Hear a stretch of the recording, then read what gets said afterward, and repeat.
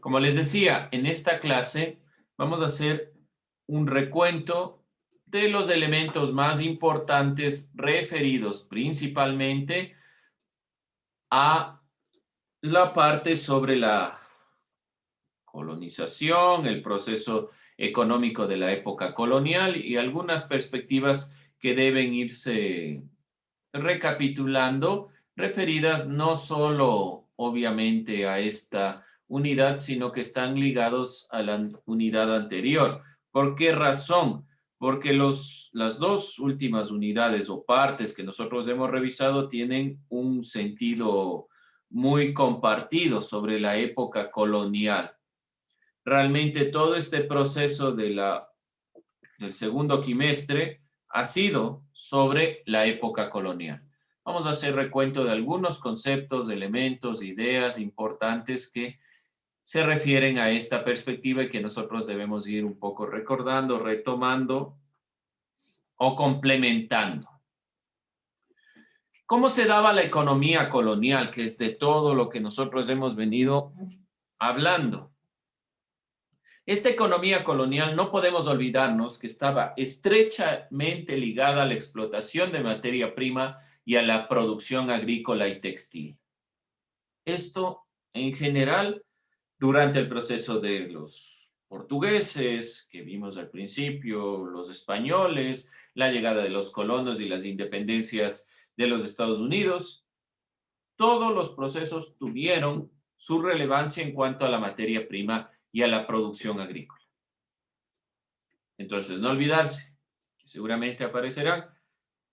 ¿Cómo fue la economía de la época colonial o en qué se basó? Estaba ligada, basada, fundamentada en la explotación de materias primas.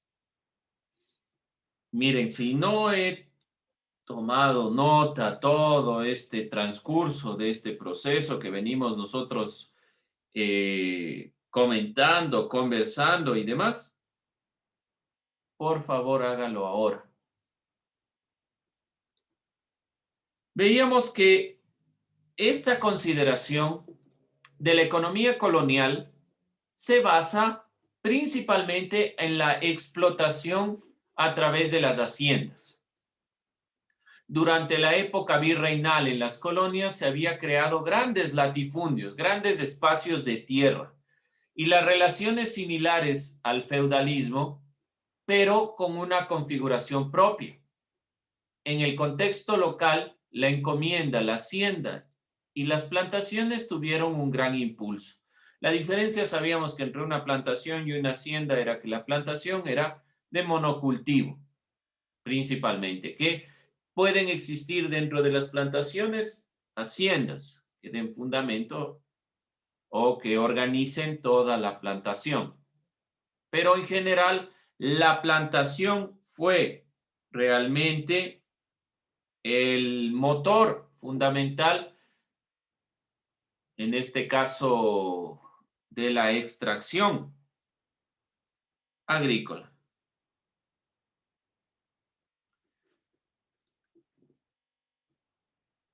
Para poder llevar todo este producto o todos estos elementos, se dio gracias al comercio ultramarino.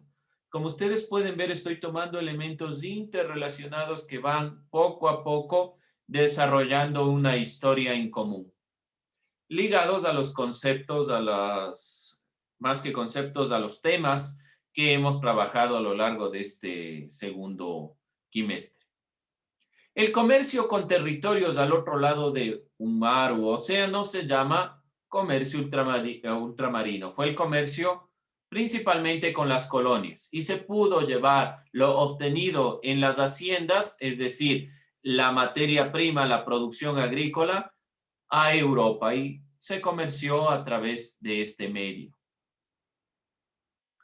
Veíamos que gracias a que se llevaron estos productos, la materia prima, el oro, la plata, a Europa, gracias a este comercio, se generó durante el siglo XVI al siglo XVIII el así llamado mercantilismo, que fue un sistema de explotación a través del comercio y regulado por el Estado.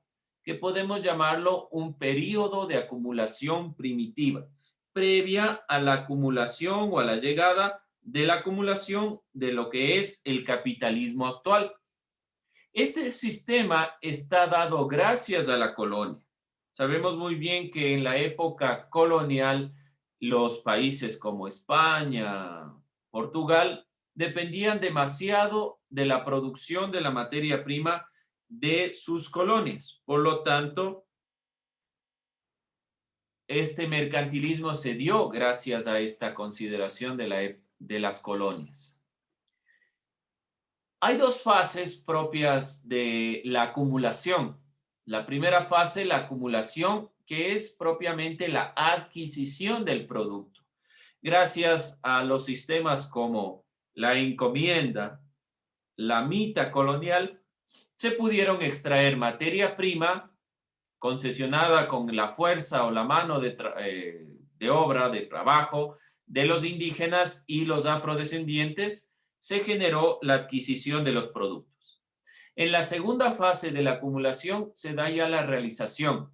Los objetos de la acumulación son vendidos, entonces se acumulan, mejor dicho, se adquieren en la colonia americana, se los transporta, se los lleva hacia Europa y en Europa son comerciados, acumulados, guardados, dependiendo de la necesidad. ¿Alguna pregunta, duda, inquietud hasta ahí? Espero que se vaya notando el desglose, propiamente cómo voy construyendo esta parte final ya de la consideración propia de entender el tema que estamos nosotros revisando.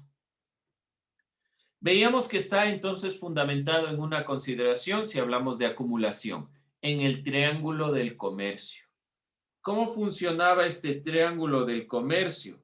Realmente de manera sencilla. El triángulo comercial evidencia directamente que los productos obtenidos en América, transportados para ser intercambiados, vendidos en Europa, les permitía tener un impulso económico a los países poderosos. Pero no solo eso, sino que les permitía adquirir elementos o productos como los productos elaborados. ¿Qué hacían con estos productos elaborados? Es el punto más importante o lo más relevante. Estos productos realmente eran intercambiados por esclavos. Ahí va dándose esta consideración relevante. Este intercambio o triángulo comercial le permitió tener un poderío a los países como Portugal y España, porque primero controlaban los puertos de la llegada de los productos de América. Segundo, solo podían comerciar los países colonizados con su rey, con su corona, con el país quien les conquistó, principalmente solo con España, porque ellos tenían el puerto de Sevilla donde llegaba todo. Dentro de esta consideración, por lo tanto, la dominación de los puertos era la dominación también del tráfico de esclavos, de personas esclavizadas y así de los productos o materia prima que se obtenía en América. Se dio un inconveniente fundamental.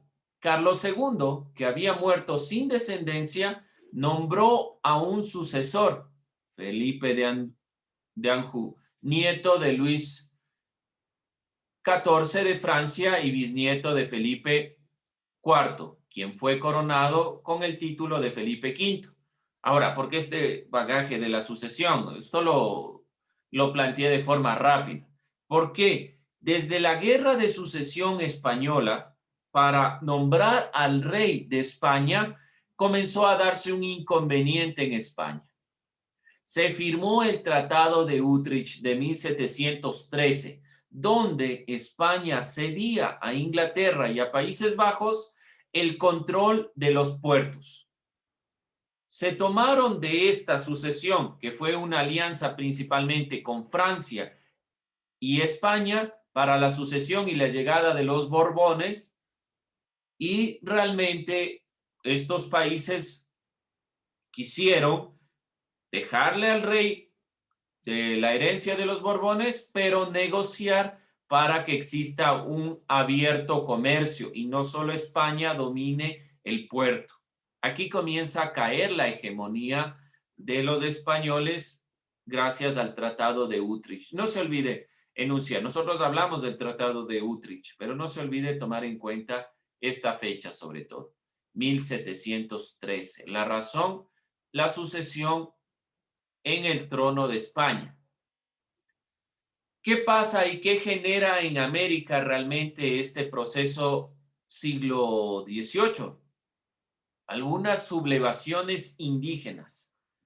Sabemos que las sublevaciones indígenas no fueron solo del siglo XVIII, por lo menos en el territorio de la Amazonía, de nuestro actual Ecuador, para el siglo XVI, para 1578, en la Amazonía, por los Quijos, se dio una lucha contra el dominio español. Ahora, ¿por qué se dio en este territorio y no en otros en este siglo y tuvo que esperarse hasta el siglo XVIII?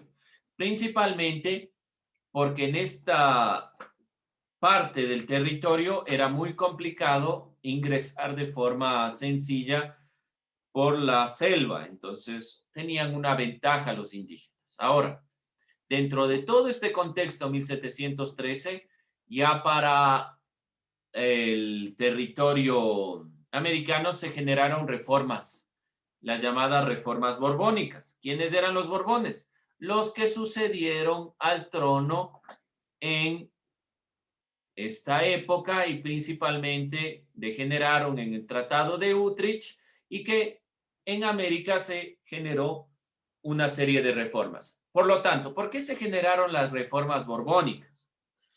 Porque los puertos, o porque a partir del Tratado de Utrecht, necesariamente España ya no dominaba el puerto.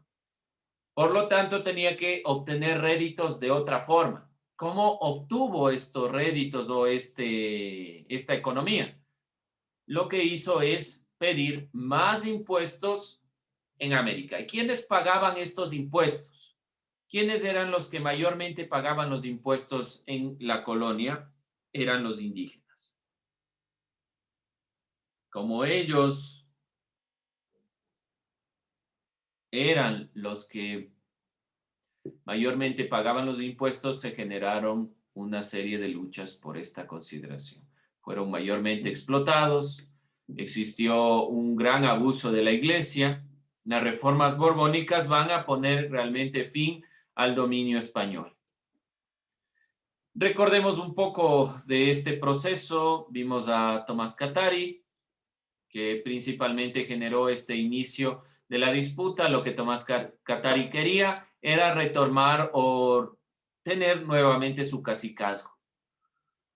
Vemos que uno de los representantes más importantes es Túpac Amaru II. En el virreinato del Perú, José María Condorcanqui, llamado Túpac Amaru, secuestró al corregidor Antonio de Arriaga por los abusos cometidos. ¿En base a qué? A las reformas borbónicas. Por las reformas borbónicas, estos corregidores, quienes cobraban los impuestos, determinaban el orden y demás, comenzaron a generar una serie de abusos, lo que generó una lucha desde los grupos indígenas. ¿Dudas, preguntas, inquietudes? Finalmente, y tomando en consideración la última parte que nosotros estuvimos revisando, uno de los levantamientos en el Ecuador más relevantes fue el de Fernando Daquilema y los 300 indígenas que fueron encarcelados en Riobamba. Es una de las consideraciones más relevantes, tal vez no está dentro del siglo XVIII, está propiamente en el siglo XIX, pero tiene que ver mucho con esta consideración de las decisiones tomadas netamente conservadoras en este proceso. Sabemos muy bien que los criollos fueron los descendientes de los peninsulares blancos que forman una auténtica burguesía colonial enriquecida por el control del comercio y las grandes explotaciones agrícolas, quienes tenían el dominio económico. ¿Por qué esta definición? Porque si recordamos, lo que estuvimos nosotros revisando es que en nuestros territorios, aun cuando se dio la independencia, aun cuando existió el 24 de mayo de 1822 y nos independizamos y formamos un territorio propio, realmente el modelo económico se basó en el modelo criollo y las repúblicas se fueron conformando a partir de estos criterios. Los próceres de la independencia no son la excepción.